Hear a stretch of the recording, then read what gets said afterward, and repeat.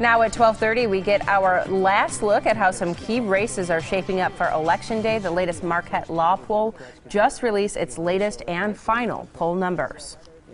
The race for Wisconsin governor has been neck and neck for months now. We've been watching these law poll results come in every couple of weeks now. Steve Chamraz has been watching them trickle in via Twitter as Marquette began releasing the results about 12:15 today. And let's see what we're coming up with. Steve? Vince and Bridget, we're looking at the two big races here, governor and attorney general. Each of them were tied when the last Marquette poll came out 2 weeks ago. The newest results show the first bit of daylight appearing in the race for governor. When you look at the numbers for likely voters, I don't know if we've got those graphics ready for you just yet, but I'll read them to you, though. Governor Scott Walker has opened his first statistically significant lead, 50-43. That is among likely voters. The margin of error there is 3%. Among registered voters, it's tighter. 46-45% is Governor Walker's advantage there. That, again, well within the margin of error. When you look at the race for attorney general, likely voters, it's still tight.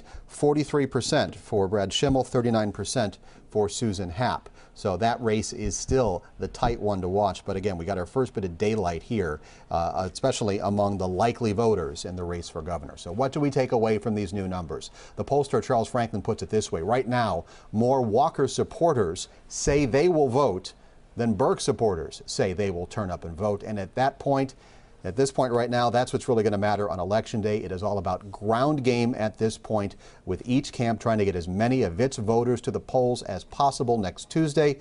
This could still be a squeaker if the Democrats can close that gap between the likely voters here. 50-43%. Governor Walker now enjoying a bit of a lead there.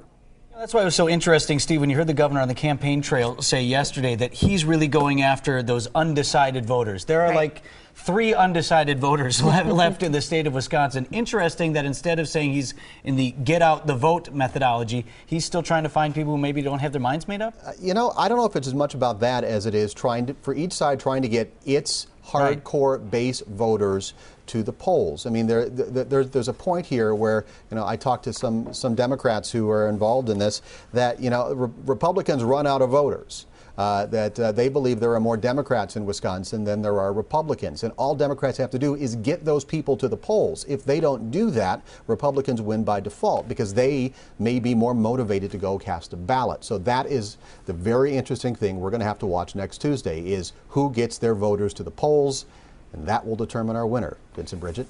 All right, Steve Chamraz live in our newsroom for us. Thanks, Steve.